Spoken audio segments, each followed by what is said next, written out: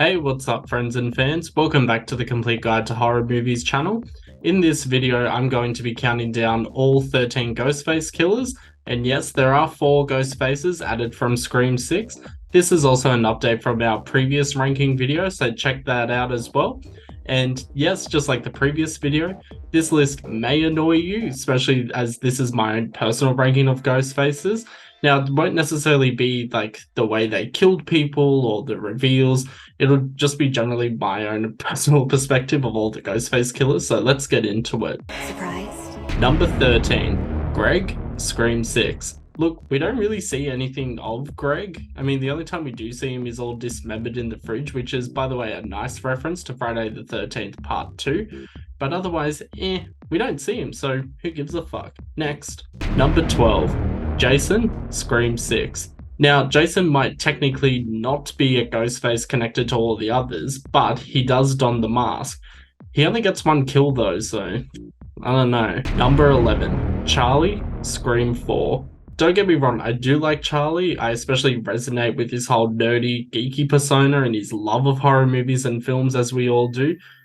But at the same time, what pisses me off about Charlie is that he falls prey so easily to Jill's bullshit, and as a result gets killed for it. I mean, dude, come on. Number 10, Ethan Bailey, Scream 6. Now, there is a bit of a trend with Scream 6 being ranked so low on this list, but that doesn't mean that I think the movie's bad. I actually really enjoyed Scream 6. We also have our podcast review, which you can click in the description below. But for me, Ethan just wasn't as good compared to his sister and his dad. I just found that, yes, he does go crazy at the end and whatnot, and his whole reasoning makes perfect sense, but I just don't care for Ethan, so soz, mate. Number 9, Detective Bailey, Scream 6. For me, this was the most underwhelming reveal of all time. I mean, it was pretty obvious from the start that he could have easily been a Ghostface killer, and when it got revealed, I thought, oh, that's it. It wasn't really shocking. There was no build up to be like, oh my god, it was Detective Bailey. It was just like, oh, it's him. The same way that it was Richie in Scream 5. Who gives a fuck? And yes, I perfectly understand his reasoning, especially for wanting to get revenge against Sam for killing his son. But at the same time, I just don't care. It felt like this was a bit of a lazy rehash, trying to be, oh, look, this is Scream 2 compared to Scream 6. Like, we got the college setting, and it's also the parent of one of the previous Ghostface killers who was killed. Woohoo! Nah, didn't do it for me. Number 8, Mickey. I know that people are going to comment this being like, why isn't Mickey higher? Mickey's a serial killer. He was just using the movies as an excuse because he knew that he would get off the charges. But for me, I just don't really remember Mickey. I've watched Scream 2 thousands of times, and the only person I remember is Nancy Loomis. So for me, Mickey's just like another waste. Like, oh, he got double crossed. Cool. Next. Number 7, Quinn Bailey, Scream 6. Out of all the ghost faces in the recent entry, for me, Quinn's actually one of the more, I guess, scary, chaotic, crazy ones. For me, she was a fully three-dimensional character. She was smart in being able to manipulate the system so that she could be involved in being Sam and Tara's roommate. I could tell that she had some genuine plans to try and not make herself look like a victim. For me, where she falls a bit flat is just the fact that she goes full on psycho killer at the end, but doesn't really seem to have a plan to take down Sam. If she just thought more about the plan, she could have easily killed both of them. I mean, there was her brother, and her dad, who's apparently a cop, but yet they couldn't handle two, like, what, 19, 20-year-old girls? I mean, seriously? If she had gotten away with it and actually got her revenge against Sam and Tara, she probably would have been number 2 or 3 on this list, but who knows. Number 6, Roman, Scream 3. The sole Ghostface killer in any of the installments. For me, it's just the fact that Scream 3 just had so many issues with its script writing, and as we all know, there were numerous delays on set and things had to be changed. So I find that Roman's reveal is like severely underwhelming. I wish they had just put in more screen time of Roman himself so that we're not led to think, oh, who the fuck is he again? He disappeared like half an hour ago. And his reasons, I mean, this they talk about this in Scream 3 all the time about the trilogy and how rules go out the window. But for me, when it was Roman, I just thought, who are you again? So for me, he's not that memorable, but I give him kudos for actually being the sole Ghostface Killer. And yes, that's if you ignore the fact that in original drafts of the script, not only was Stu Marcus supposed to come back, but also Angeline was supposed to be Roman's co-Ghostface. But even then, who cares? Scream 3 is still a really entertaining movie though. Number 5, Nancy Loomis. For me, Nancy Loomis was a Ghostface I didn't necessarily see coming, given that she was always painted as the red herring. Yes, she uses a different name when she's antagonizing Gale, but then when she states her reasons, it was like, oh, she's the mother of the son, who she abandoned, by the way. But similarly, it was just like, oh, okay, I see it. It's a nice little revenge story, which Scream 6 copycatted, we know. At the same time, for me, Nancy's like fully dimensional in the sense of she goes full psycho crazy because she's trying to avenge the death of her son. I completely understand it. I love everything about her, but similarly, it feels like Mickey did all the killings as opposed to her, so yeah, she's gonna be stuck. Anyway, let's move on. Number 4, Billy Loomis, Scream. I know there are a lot of diehard fans who place Billy as their number 1.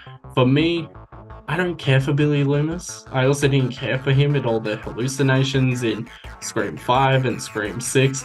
I don't know, for me, Stu Marcus has just always been the more entertaining Ghostface because he's so volatile and so unpredictable.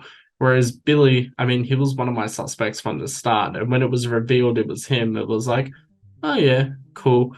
But then his whole monologue about how, oh, they want a motive. Oh, it's the scary movies that do this. Or maybe it's because Maureen Prescott is a slut or whatever. It was just like, are you just an incel or is it family trauma? Which excuse is it? At the same time, he could have gone away with it, but the fact that he decided to pair himself with Stu Marcus severely just fucked his plans up. And I mean, no hate to Skeet Ulrich, I love Skeet, but yeah, Billy doesn't do it for me. But at the same time, I will recognize that he is quite a good killer. Number 3, Amber Freeman, Scream 2022. I've seen a lot of different comments in the past. People rank Amber very highly on their list or very low. For me, Amber is completely psychotic. I mean, her whole reasoning is that she wants to reinvent the stab movies. But what I really appreciate about Amber in particular is that she really tried to fool Sydney and Gale. There's that moment in Scream 2022 where she walks out of the house pretending to be stabbed and she's like, help me, he stabbed me. And then realizes she's like, no one believes her. So she tries to shoot them both. For me, I haven't seen that level of psychotic, I guess, female killer since Scream 4. I like that she's able to just tap into and switch into all these different emotions.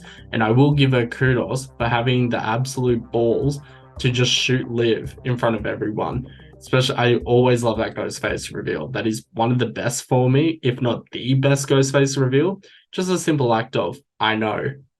I mean, come on, that can't be matched. So for me, she's very high on this list. Number 2, Stu Marker, Scream.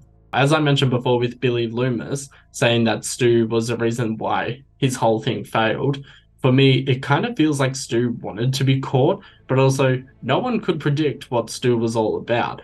I mean, he even killed his ex-girlfriend Casey, so who knows what he's capable of.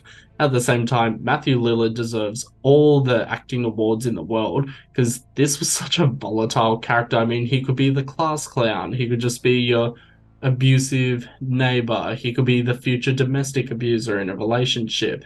And for me, Matthew Lillard really put, I guess, his whole heart and soul into this character because he's so well beloved. I mean, Scream 6 marketing teased the return of Stu Marker with the pink dot on that subway poster.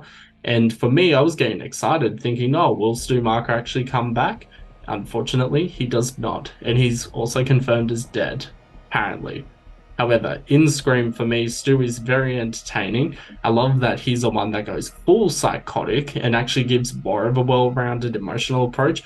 He's very, I guess, bipolar in his take, where he's very, very happy, and then he's very, very sad, and he's very upset and angry. You can't predict what his emotions will be. And for me, that's terrifying in a Ghostface killer. So for me, Stu Marker ranks very, very high on this list. Number 1, Jill Roberts, Scream 4. I know that people are going to have the shits about this, or some people might praise this, but at the same time, my number one ranking hasn't changed. For me, Jill will always be the best Ghostface Killer who almost got away with it. But also, her Ghostface Killer is so entertaining. I mean, we see that whole, what do you call it, like montage at the end where she's trying to recreate all the crime scenes and whatnot so that she's the victim by smashing herself into the glass table, throwing herself against the wall, pulling her own hair out with fingernails and shit. And it's just so psychotic. I haven't seen this before. And to see that on screen for the first time, 12 years ago was such a big, what the fuck? The main girl is the Ghostface Killer? Did not see it coming. I mean, did I see Charlie coming? Yeah, I guess him and his partner were my, suspects overall. But when it was revealed to be Jill, I could not believe it. I didn't see it coming. Every other Ghostface Killer I've almost always predicted. Jill was the one, she was so low on my list that it completely took me by surprise. And for that, she's number one.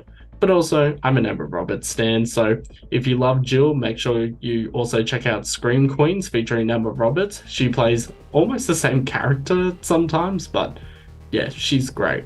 There was a Chanel number 4, but she got meningitis. She was like, I'm sick, I have to go home. And I was like, no, stay. But she went home anyway, and then she died.